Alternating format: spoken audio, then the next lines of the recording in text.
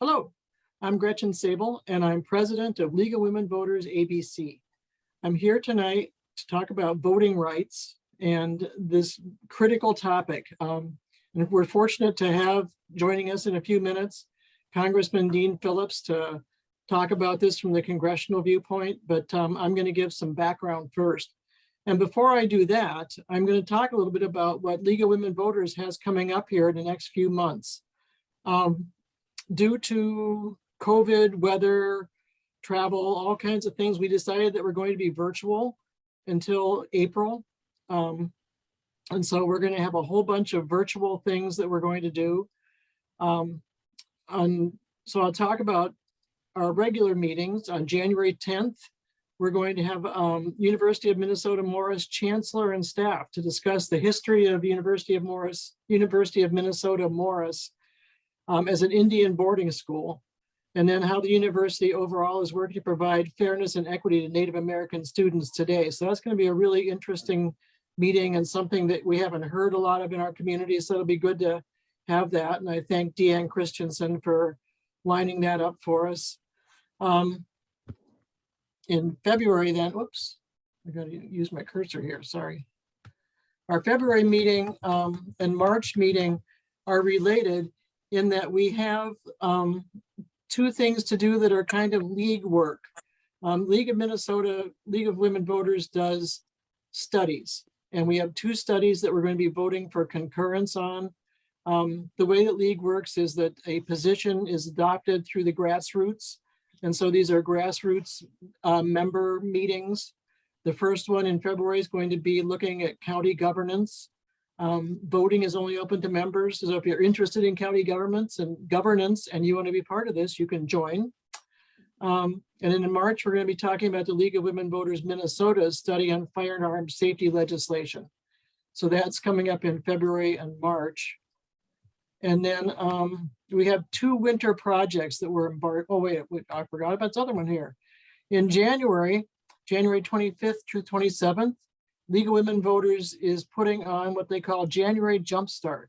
And that's going to be a series of meetings where they're going to offer work on, you can take a workshop on democracy, you can take a workshop on advocacy, youth civic engagement, racial justice, using the databases, voter service work, climate change, leadership 101, and League of Women Voters 101. So that would be for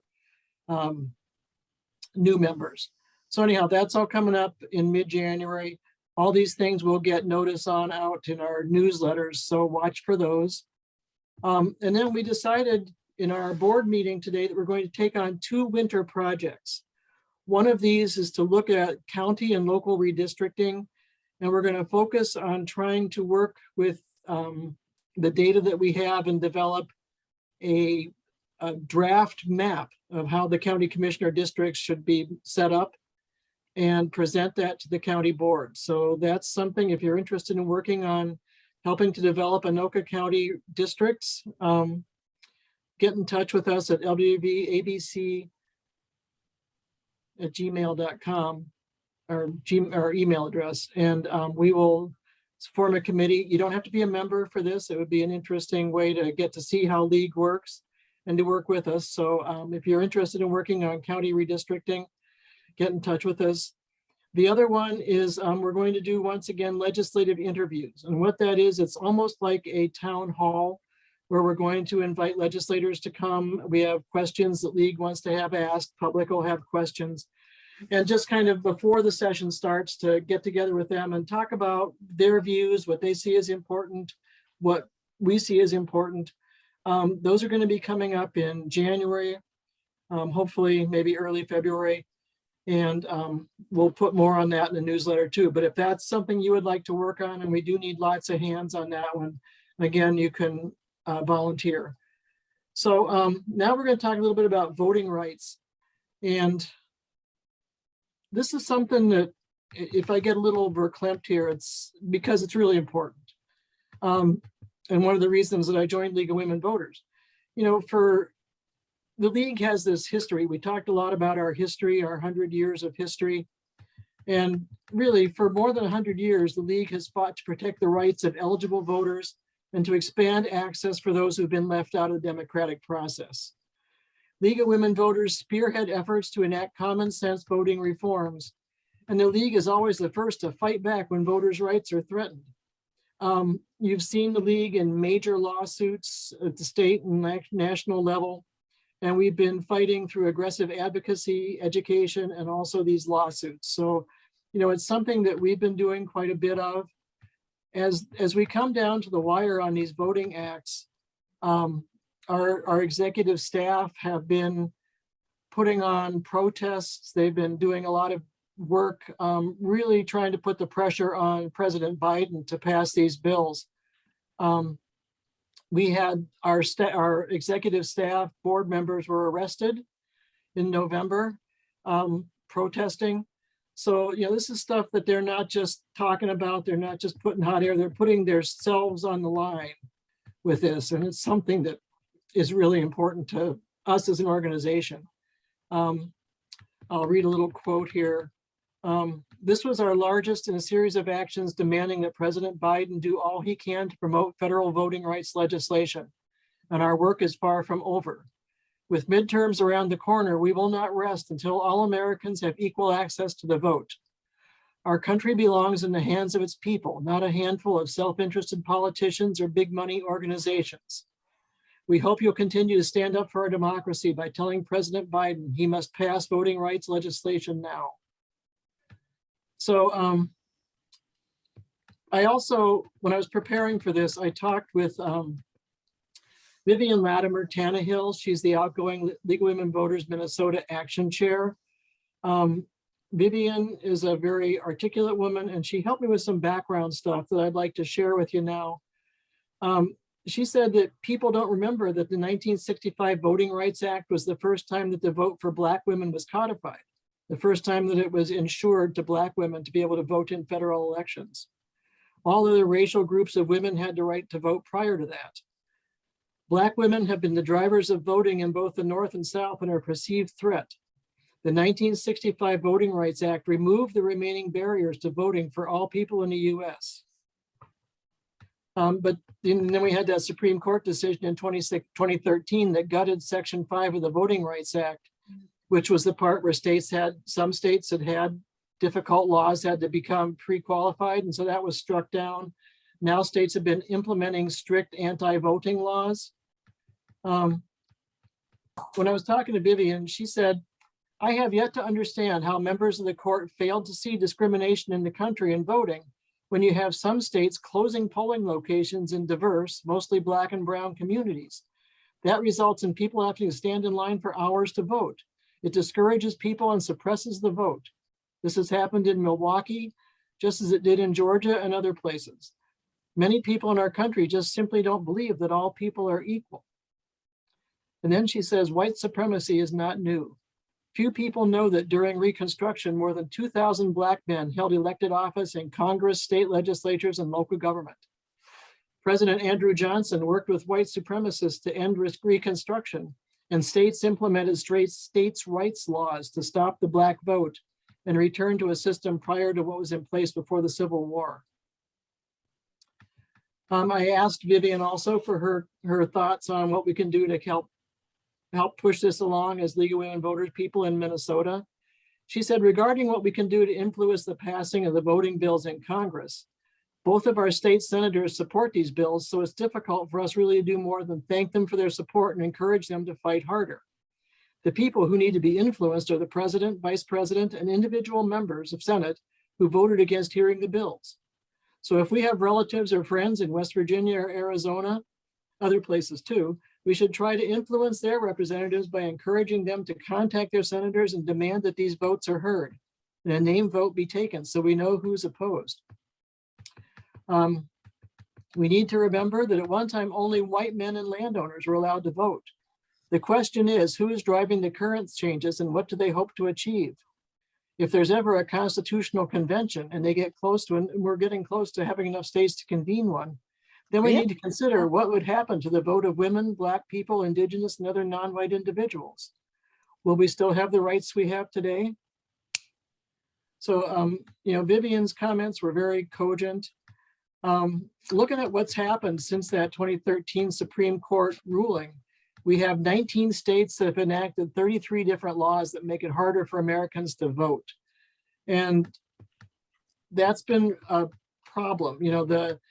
Looking at, I've got information from the Brennan Center, and we do have a document. So if you're interested in that document, we mailed it to our members and we can send it out to anybody that wants it.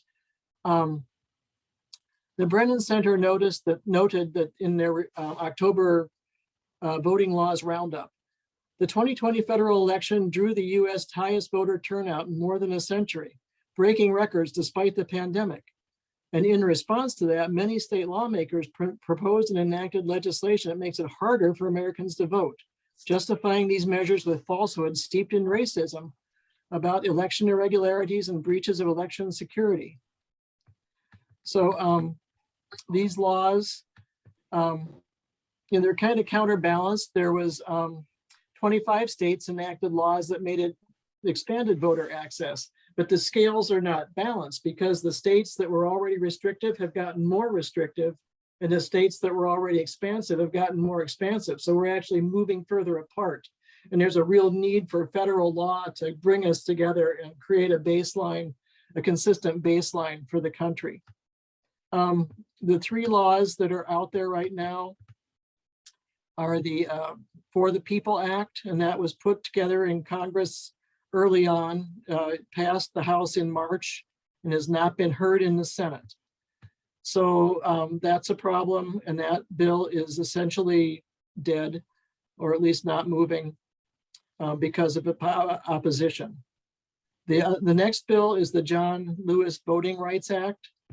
And the John Lewis bill basically took that Supreme Court decision and changed things so that it wasn't in conflict with what the Supreme Court had seen as a conflict.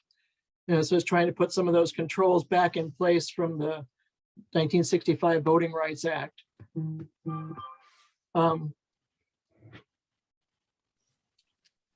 The last one, so as these bills were floundering around, our Senator Klobuchar worked with Joe Manchin from West Virginia on putting together the Freedom to Vote Act, and that was introduced in September. It again has passed the House and it has not passed the Senate. So what that would do would be take a lot of the provisions of the For the People Act, roll them into this new act that's working through Congress now, the Freedom to Vote Act. And so if we were able to pass the Freedom to Vote Act and the John Lewis Act, we would really come a lot further to having this consistent baseline of election security for all Americans. Is Dean here yet, Deanne? I haven't heard. I'm leaving it up to Leslie to tell me when he comes in. Okay. So I'll give a little bit more background then on these bills. The Freedom to Vote Act would set national standards to protect the freedom to vote. It would counter election sabotage and end partisan redistricting and fix our broken campaign finance system. That sounds like kind of a dream team set of things. Yeah. It includes many of the important provisions that were in the For the People Act. And like I said, the two of those together, the John Lewis Voting Rights Advancement Act, and the Freedom to Vote Act would go a long ways to really help. No Dean yet, huh, Leslie? He just arrived. Okay. Okay. So I'm going to turn it over then to Deanne Christensen, who will introduce our guest speaker and take it from here. Thank you. Okay. Voting rights are important to democracy. And as we know, the League of Women Voters, and most importantly, to our speaker tonight as the recipient of the votes.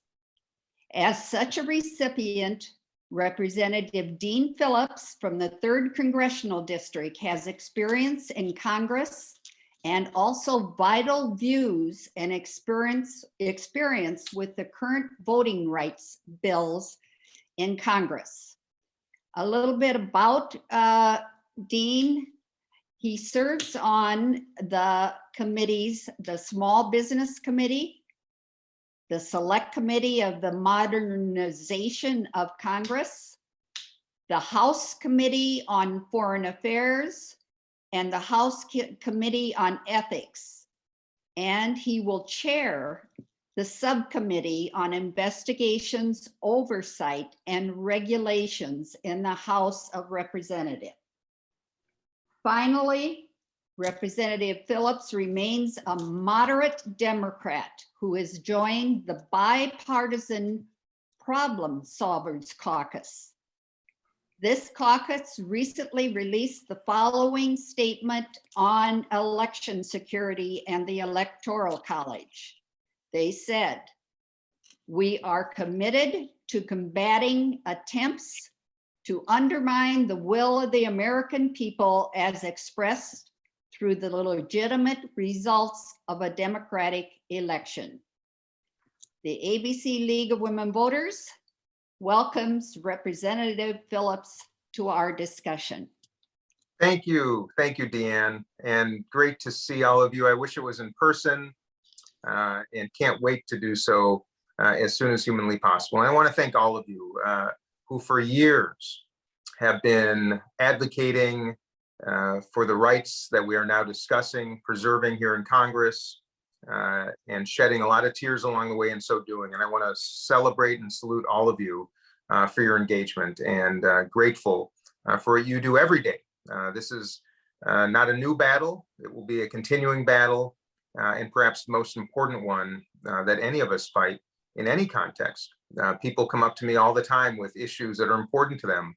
But I have to tell you all, and you know as well as I do, if we don't secure our rights to vote, particularly those who have been persecuted and prosecuted for generations for trying to express themselves, all is lost. And I hope you all leave a little bit more optimistic tonight, though, than you came in, because all is not lost. And because of so many people just like you and like so many of us here in Washington, this is a fight we are here to do as long as necessary. And the good news is there is a chance, not a big likelihood, but there is a chance, an emerging one, that the Senate may well consider carving out a part of the filibuster if we can get Joe Manchin on board to pass the compromise bill that so many of you are probably aware of, that Senator Klobuchar has championed, and many have put a lot of time into. As you know, it's called the Freedom to Vote Act, which is a little bit of a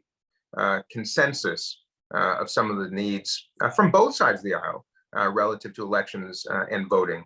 I don't have to make any of you aware of what's at risk. The threats are no longer just threats, they're actions. States all around the country are making it harder to vote, in many cases intentionally trying to disenfranchise voters.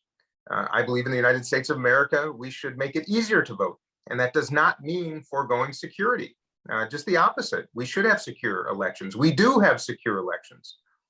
And our job right now is to ensure that they remain so. Just to, rather than go into some of the elements that I don't think will stand a chance in the Senate, I do want to go through the Freedom to Vote Act, because the Senate is considering that. Joe Manchin has invested his time in it, along with Senator Klobuchar and many others. Of course, it was filibustered by Senate Republicans, but if Joe Manchin's willing to go along with it, I think they can do a carve out of the filibuster, just like we did just last week with the debt ceiling. There's a chance this will pass, and it will be historic by any perspective. There are four major components of that bill, the Freedom to Vote Act. One is that it sets a national baseline standards, if you will, to protect people's right to vote. It doesn't federalize elections, just provides benchmarks and standards by which states have to conduct themselves. It helps prevent election sabotage and makes it harder for partisan officials to overturn valid election results. And I'm sure many of you are reading in the paper every morning another state trying to do just that. Not to mention people who believe in the big lie running for elected positions to administer elections. It is a major threat. This bill would help reduce and mitigate those risks. It would do something that I think is so important, which is end partisan gerrymandering. And don't get me wrong, it is not just a Republican issue, it is a Democratic issue. Democrats and Republicans engage in gerrymandering. It's a disgusting tactic that's essentially political warfare. The fewer competitive districts that we have in the United States of America only means more partisanship, more rancor, and to me, bigger risks for the entire country. So ending partisan gerrymandering. And by the way, Minnesota, we're pretty lucky. Our redistricting process usually, even if not expeditious and linear, usually results in reasonable districts. Yeah. It's not the truth in all states. And if you just take a look at some of the maps, they come up with shapes that I've never seen in any in any geometry class, let alone geography class in my lifetime. And as you all know, we're now looking at 10 years of congressional maps because of the recent census. And I am deeply afraid that redistricting in a number of states is going to make it awfully challenging to have a balanced electorate and representation in Congress.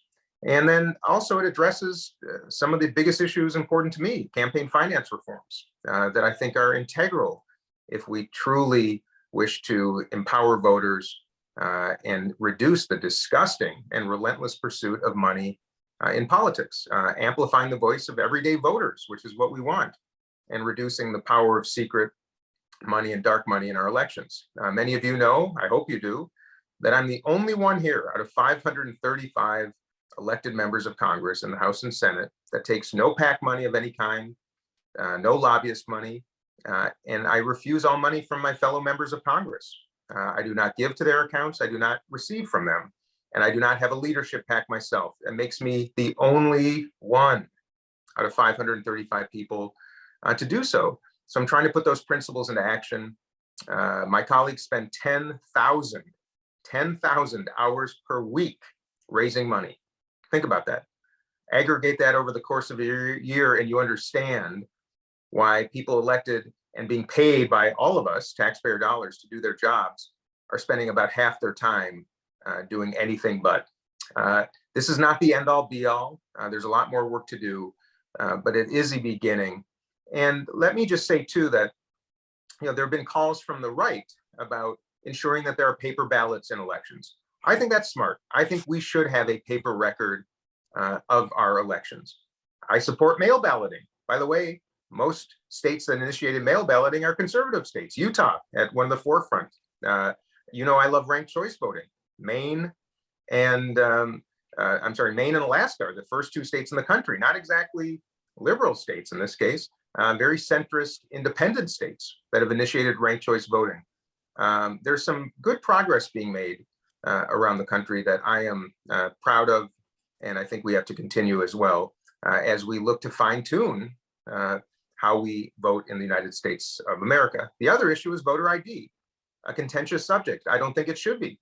The notion of attaching a voter to his or her ballot is not a foolish notion. And if that can help us build the bridge, if you will, to some of these other voter protections, I do think that's reasonable. Very big difference between photo ID, which is a problem for a lot of people. If you have a physical disability, if you are unable to obtain a driver's license, until the government could have a mobile driver's license printing van that comes to your house and gives you one, I don't think we're in a position to require a photo ID. But I do believe that using your social security number, your last 4 digits, some type of an identification is a decent way to ensure that a ballot return is at least attached to a voter.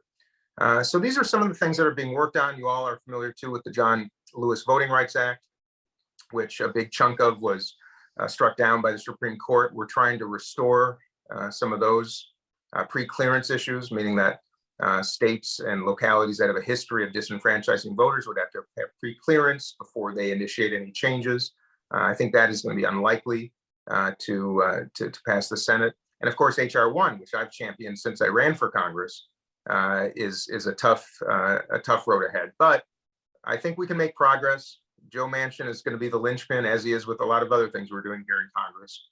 But I want to let you all know that at the end of the day, despite what we see on TV every night, We're subject to an angertainment industry in which people wish to stoke fear to engage us, to inspire us, and to activate us.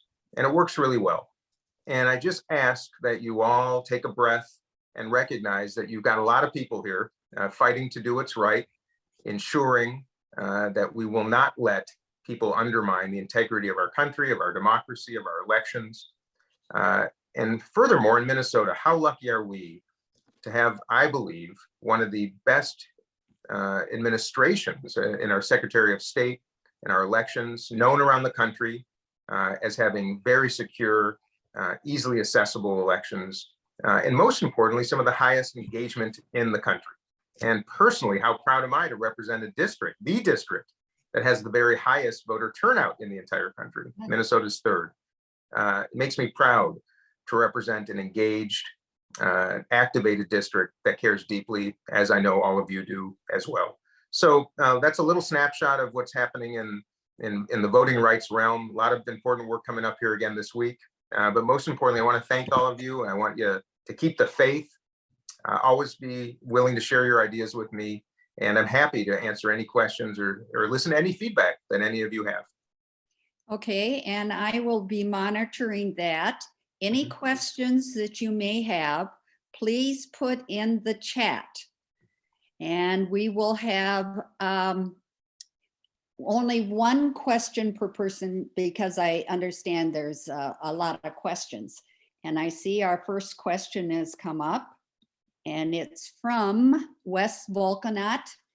The question is, do any of the three bills call for same-day registration, which is successful in Minnesota?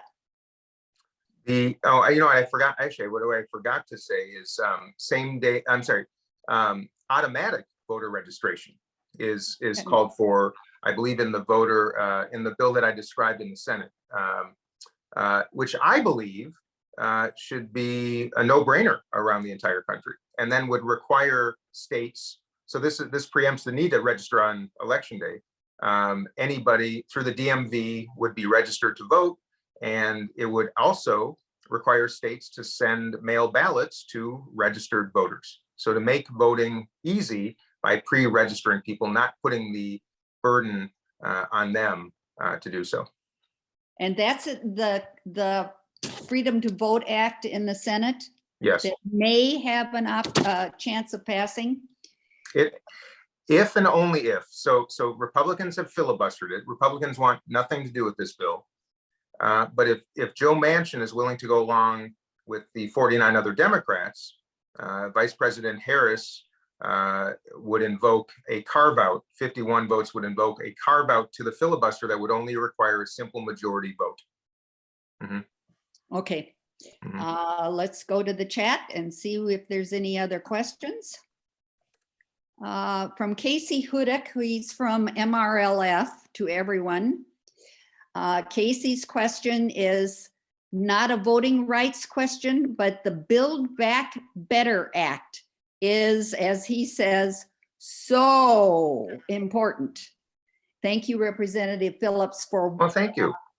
For your leadership on it, and any idea of how to get Manchin in the right place. So let me, actually, before I continue, Deanne, if I could, I sense there might be some, to give you a little bit more detail on the Freedom to Vote Act, just a little bit more relative to registration, just so I cover these bases. I want you all to know how it would work. It would allow for same-day voting registration. It would establish automatic voter registration too. But if you weren't through the DMV automatically registered, you could register same day. It expands and protects voting by mail. So mail balloting, of course. 15 days of early voting is part of the plan, including at least 2 weekends before the vote. I feel, and this is something that's not addressed in this, but I feel there has to be a cutoff date. One of the big problems about the last election, I think you'll all agree, that created this big lie, is a lot of Trump supporters went to sleep seeing he was in the lead in a lot of states. And then they woke up in the morning and suddenly the numbers changed. Well, of course, because mail ballots came in and they weren't counted. Some states actually don't even allow the counting to begin until election day. I think if we're going to vote by mail, that ballots should have to be returned before Election Day so they can be announced that night. Most of us grew up accustomed to hearing the outcome of an election that day. And it's really making a lot of people uneasy to have to wait a day, days, a week, maybe even longer. Something I think we should all be thinking about. It restores voting rights to people who were previously incarcerated. If you've served your time, you're out of prison, I think you should have the right to vote. This would do so. I talked about gerrymandering, and also has some provisions to protect against voter intimidation, to just give you a little sense of the various categories. And by the way, a lot of this basically will require that states do what Minnesota already does. We take it for granted. Same day voting and now easy mail ballots and early voting. Not all states do. That's what this bill does. To the Build Back Better Act, you know, Joe Manchin represents a state that voted for Donald Trump by almost 40 points. He will probably be the last Democrat in this case representing West Virginia, and gosh knows how long. You know, he, and I think in his heart, believes he's representing the people that send him to Washington. He has negotiated in good faith, even if it's disappointing to some people. In good faith, he was clear from the beginning about where he stood. He supports paid leave, apparently. He just doesn't want it in this bill. That's something to note. He's concerned right now about the potential for inflationary pressure because of the expenditure of dollars. Now, a lot of economists feel that it would actually reduce inflationary pressures by lowering the costs for a lot of American families, healthcare costs, childcare costs. It's a big tax cut for families with kids, the child tax credit, as you're all aware. You know, I think we're going to get it done. Joe Manchin met with President Biden, I think via phone today. They plan more conversations. And I think he's going to come along. Senator Sinema, who also was showing some adverse reactions to a lot of the bill, she apparently is in a good place now. And I think we're going to pass it. It's already passed the House. I think the Senate's going to do something with it. And it may well come back to the House before even December 31st of this year. So for those of you who support it, fingers crossed. I think it is transformational investments in self-sufficiency. I think long-term it will reduce reliance on government, give kids a chance, support families, and frankly, make us competitive with the rest of the world. So keep your fingers crossed. We're going to keep pushing. Okay, and we have another question from Kay McCauley to everyone. Dean, what reasons do the Republicans give for not supporting these bills? Well, the one I hear most is spending so much money and money that we don't have. That's what I hear the most from Republicans. I have to remind my friends across the aisle that during the 4 years of the Trump administration, we added just about $8 trillion in debt to our national credit card, $8 trillion, including $2 trillion of that in the 2017 tax bill that essentially returned a whole lot of money and a lot of savings to the people and businesses that needed it the least. I know as a fact that the constituents of my Republican colleagues who are opposed to this would be very well served by these provisions, particularly the child tax credit, particularly child care. You know, I want to see people rewarded for work. I want to see people be able to go to work and ensure that their kids are taken care of safely. I want to see our youngest kids afforded pre-K education, like a lot of developed countries in the world are doing. I want to see our crime go down, which is probably a concern to many of you on this call tonight. Best way to do that is take care of our kids better. Not to mention, studies on pre-K education indicate that cohorts of kids who are afforded it see drops in crime of about 50%. So I struggle with some of my colleagues who object to it on the grounds of it costs too much. Not to mention, we will be raising resources to ensure that businesses pay their fair share, that tax loopholes are closed, and that we collect a little bit more from those who have been extraordinarily successful because of our public investments. So it's not a great argument, but that's the most common objection. And then there are just some people who just don't think government should be doing much of anything to help people. They believe that that's up to the individual. I feel differently. I think our job in America is to ensure equal opportunities. It is not our job in America to ensure equal outcomes. And it's as simple as that. Okay. And here's another question from Joan. She says, is there a return in any form of the federal monitoring of states with voting issues history? I'm not sure. Do you understand that, Dean? Well, I think maybe that's relating to maybe it's relative to the John Lewis Voting Rights Act, where states, the Department of Justice would pre-clear voting legislation affected by states that have a history of disenfranchising voters. So maybe that's the oversight that the question is referring to. I'm not certain. Okay. This is from Julie Trude. She says, thank you for your continued work on this important issue. Is there a lot of support for getting rid of the current style of a filibuster? Most voters just don't understand why a majority rule does not work. I got to tell you, it's a great question, because I am one who just months ago was very much opposed to modifying the filibuster, because I do believe that our traditions are important. And then once you start changing them, all bets are off. And particularly then what happens if, I won't say bad people, but what if people who see things quite differently than many of you are in positions of power and start doing the same thing? That has always concerned me. But I got to tell you, when I started doing more of my research and learned more about the genesis of the filibuster, when I learned that it was not on our founders' minds when they developed our Constitution and our system of government. In fact, they were very clear. They were very clear about supermajorities, and it's not for everyday legislation. They were very clear. It had to do when we did treaties with foreign nations, when there may be an impeachment, you require a supermajority, 2/3 of the Senate per se, but not for everyday legislation. And we're reaching some points in our history where I think there are some existential challenges, threats, if you will, to some of the institutions of our democracy, including access to the ballot box and election integrity. And I have changed my perspective. I do think there should be a modification to the filibuster to ensure that people can vote easily and securely. I think there's growing sentiment. In fact, again, Joe Manchin is really the linchpin on this whole thing. I think 49 Democrats are willing to do so, and he's the only holdout as of now. He's negotiating literally as I'm on this call with you. My understanding is he is meeting with fellow senators having this very discussion.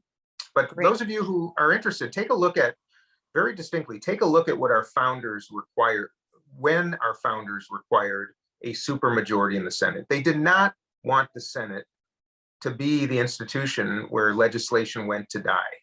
They intended the Senate to be a little bit of a filter and to be, a little bit, a modest bottleneck, but not a complete one. And the filibuster has made it almost impossible, not just to do the important work relative to voting rights and electoral integrity, just to take care of the nation's business with budgets and appropriations and the like. So I'm becoming convinced that we should look at this differently, but I also remind all of you that there are consequences to every decision like this. And we may be talking about voting rights now. Who knows what comes in a couple of years, 4, 6, 8 years hence. So we have to be cautious, but I do believe it's time to do a carve out, at least for this cause. Okay, here's another question, Dean, from Mary Jo Truncheon. Could you explain how voter ID of any kind would not be taking away the secrecy of our vote? That's, it's a reasonable question. And, I believe that using the last 4 digits, for example, of your social security number, not your entire social security number, but to simply ensure that there's a connection to the database is a pretty reasonable, there's no photo attached to it. There's no personal information attached to it. It's just connecting a voter to his or her ballot. And it wouldn't be on the ballot itself. It's simply the submission. I understand that concern. You know, none of us want to risk having our ballot somehow publicized or having those with malign intent to expose that. On the other hand, and this is where the pragmatic in me comes in, if we're going to achieve some of these modifications, we have got to take into account some of the requests or demands of conservative colleagues and people around the country. And this is one of those. You know, I'm not, like I said, I do not believe in photo ID. That's hard for people, but having some type of an ID to ensure that a voter is a United States citizen, I think is a reasonable consideration. I don't have all the answers. There might be other ways. Some of you might have an idea that I could share, but it's something of enough concern, and that I think it warrants some consideration. And it's as simple as that. Well, here's a suggestion from Mhm. Bruce. He says, I speculate there are more USPS post offices than driver vehicle offices. Why not use the post offices to register voters? Yeah, I think that's a really good idea. In fact, you know, while unfortunately, we're losing some post offices, you know, they are wonderful. The post office is a wonderful opportunity for a lot of services, provision of services, including as it relates to registration. Look, if we could pass this bill, there would be automatic voter registration for an overwhelming majority of Americans, which would make things easy to begin with. Like I said, folks, if you're an American citizen, I don't know why we should have to take any other steps, frankly, to vote. You know, I mean, I don't know why there should be a burden on any of us to have to demonstrate anything if we can simply produce the fact that we're a United States citizen. That's what I'd like to try to get to. And using the post office, as some of you said, as the proposition is, I think it's a fine idea. However, you know, I'm also sensitive to security and safety and the integrity of data and privacy. And we'd have to make sure that we had a system that was ironclad in its security provisions to make sure that if you did so at the post office, that there would be no issues relative to your private information. That's something that is important to me, and I'm sure is important to all of you. Okay. And this is from Roger Johnson. If the other 534 elected congresspersons spend 10,000 hours per week telephoning for dollars, that's almost 20 hours per week. Mhm. It's hard to imagine a public official spending almost half their time raising money to get reelected to a job for which they already get paid approximately $200,000. We are proud that you don't do that, but can you perhaps introduce legislation to curtail such abuse of congressional time? The answer is yes. I'm looking into a number of possibilities. That makes me quite unpopular amongst many of my colleagues because that money is their lifeblood. I don't believe, for example, I'm contemplating a measure. By the way, not everything can be legislated, but House rules could perhaps, that would preclude members of Congress from fundraising from 9 a.m. to 5 p.m. during their work week. Plain and simple. You want to raise money before 9 a.m. or after work at 5 p.m.? Fine. You want to do it on the weekends? Absolutely. But to spend time raising money for a campaign during a time that you're being paid by taxpayers to do your job, I think is just repulsive personally. So I'm looking at that. This is one area that both Democratic and Republican leadership agree. They don't want any modifications to these rules. They don't want to disarm. And I'm a little bit of a lonely voice here and trying to generate more support for that type of initiative. And it's not easy. Let me tell you, my friends, it is not easy, but that's the way I would do it, to preclude fundraising during work hours, plain and simple. Okay, this is from Paul. This is a statement from Paul Sitz. Early voting in Minnesota already requires ID. Mhm. Yeah. And again from Joan, as a Medicare age person, so many organizations get a hold of Medicare people and the Social Security numbers. So how could a Social Security, I'm not quite understanding, a Social Security number used for voting really ever be secure? Okay, what was the first, I misunderstood the first part of the statement. Yeah. Okay, I'll read it again. Mhm. As a Medicare age person, so many organizations get a hold of Medicare people and their Social Security numbers. So how could a Social Security number used for voting really ever be secure?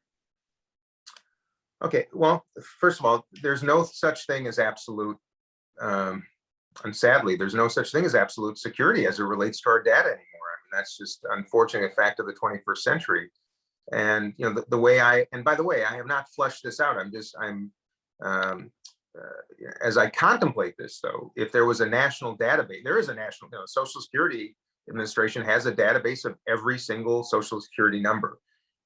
If states' election authorities, secretaries of state, for example, had some type of an encrypted data set, if you will, to ensure that when someone went to vote and they just gave their last four digits, all it would do is indicate, yes, that checks out, or it doesn't. You wouldn't give your whole Social Security number. You would say, my last four digits are 3615. And as long as those were the last four digits of your number, that's all they would see is your last four digits. If there was any documentation at the voting center, the polling place, it wouldn't be your full Social Security number. That's one way to protect against it. And by the way, there might be some other ideas, but that's the one I can think of that doesn't require a photo, that is less onerous, and frankly, most people, everybody knows their Social Security number. But that's how I would see us doing it, and that's a step in the direction that many want to see, and I think it's a reasonable compromise. Okay, let's just do two more questions here, or statements. You did not, this is from Kay McCauley, you did not say how you raise your money. Mhm. If you do none of the things you listed, what is your response? Well, I do it the old-fashioned way. I accept contributions from people, individuals. I don't accept it from PACs. That means corporate PACs, or I don't accept it from corporate PACs or labor PACs or special interest PACs, groups. I don't accept lobbyist money. I think it's repulsive that one can sit on a committee in the United States House of Representatives or Senate and be able to accept cash from enterprises that have business in front of your committee. That is one of the most unethical, despicable, legalized forms of corruption I could possibly imagine. The fact that it's allowed, money from lobbyists, the people coming in with official business in front of your committee, that you can take campaign cash, makes me nauseous. Nonetheless, I don't take it from them. I also don't like member money because it's used in a way, in a similar fashion. It's used to climb the leadership ladder. It's used to influence. It is used for power. So I raise money the old-fashioned way. I have fundraisers at people's homes in their living rooms. I accept it from individuals, and I don't do a lot of what they call cold calling, dialing for dollars. I don't do that. I like to be in front of people. That's how I like to raise money, and I like to do it with a diversity of different people in different communities.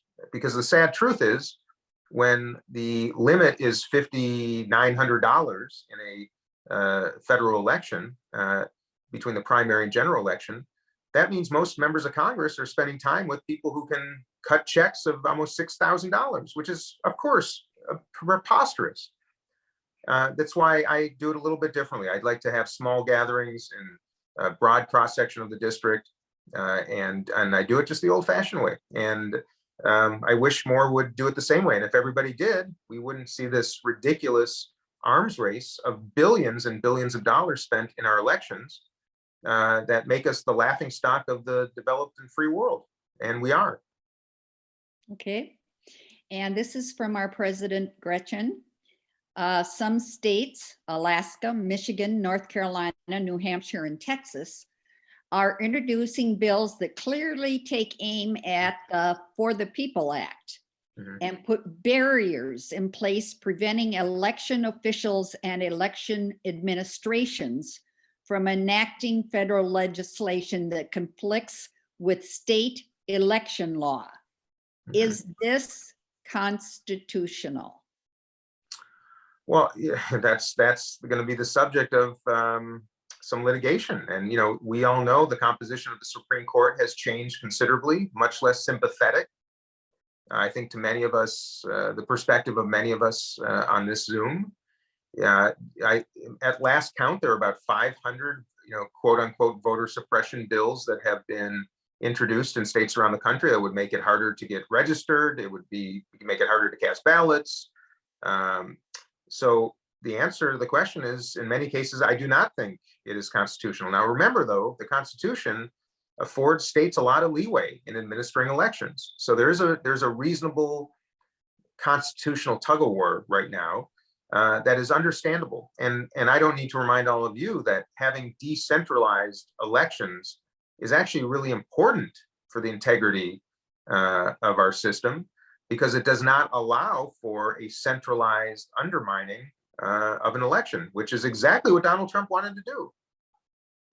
If we had centralized federal administered elections, rest assured, we would have had a crisis of proportions that would make January 6th and the days leading up to it and after look like child's play, is my concern. So there is a tug of war. I understand those dynamics. The Department of Justice will surely do its best to ensure that the laws are being upheld.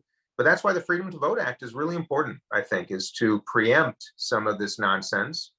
And by the way, it's not to give any party a leg up. It's to make it easier for people to vote, plain and simple. And I think we should agree on that. Time will tell here if some of these are unconstitutional. I think many of them are. But I'll tell you, it's not just the laws. It's the people administering these laws that have me concerned in many ways and places as well. And that we have to be attuned to. And that's why many of you serve as election judges and around the country, outstanding people who take a lot of their time to ensure that things go smoothly. We've got to start recruiting and engaging and inspiring new people with good principles and integrity to be election judges and to fill those positions, because some of the people that are doing so right now, my friends, are awfully troublesome to me, and I'm sure to all of you. Okay, and here is the very final question. This comes from Vivian Latimer Tannehill. Dean, she says, our laws are behind our technology and social media. Yeah. What is Congress doing to protect our personal data and information? It's complicated. Some of you might have remembered the book called Alvin Toffler's book, Future Shock, from 1970. I was just born in 1969. He predicted a lot of what we're challenged with right now, which is our inability to keep up with the rapid changes in technology. And there's no question that Congress, state houses, elected officials are way behind in just not just holding companies to account and ensuring we have good policy, but even understanding some of these platforms and challenges. And we're playing catch up. There's no question whatsoever. And when these big social media firms and tech firms spend tens of millions of dollars a year lobbying Congress, you can imagine what most members are hearing. And it's usually the perspective of the big firms. The counter arguments are not as well heard, not as well understood, and not as well made, to be frank. So I wish I had a better answer for you. We're just starting to catch up, to be forthright. There's also a lot of common ground between Democrats and Republicans on privacy issues, on some type of regulation of social media. You know, if you're going to have a platform that broadcasts news, you have some responsibility that goes along with that, as we all know. And you're going to see, I think, some significant enhancements to oversight, accountability, and probably regulation of tech firms for those reasons. But it's complicated. And I feel just like all of you do. I do not want to see my personal information compromised. I guarantee you, every single one of us on this Zoom has had his or her information, leaked through thieves. And that's the way it is. That's how we get these bizarre calls from numbers we don't know. We get emails from people we wonder how they got our email address, our mobile numbers, because there are hackers that can break into these systems. And once they do, it's literally out in the internet for anybody to take a look at. So it's complicated, and we're not as well prepared as we need to be. We got a lot of learning to do, and I hear you, rest assured, and we're going to get to work on it. Okay, well, I think that wraps it up, Dean, and I thank you so much for speaking to us this evening. As Thank an you, Deanne. educator, you instructed us, and thank you very much. Well, thank you. And like I said, it's tough times. It's been a heck of a difficult couple of years, but there's light at the end of the tunnel. I think we're going to see a much brighter year ahead, is my hope and expectation. And as it relates to voting integrity and electoral integrity, you've got a lot of people with your backs that are inspired by all of you, and I just happen to be one of them. And I will not rest, I promise you that, until we get something done. And keep the faith, keep in touch, and I'll see you all next year. And Merry Christmas, Happy Holidays, health and happiness and prosperity to all. Okay, thank you very much. Thanks, everybody. Very appreciated. Bye. Bye. Well, Gretchen, do you have any final words? I'm unmuting. So I want to thank Deanne for arranging this excellent program. So thank you very much. I want to thank QCTV for their host of our Zoom and doing all that. And I think that's it. Okay. See you in January. Thank Happy you all. holidays, everybody.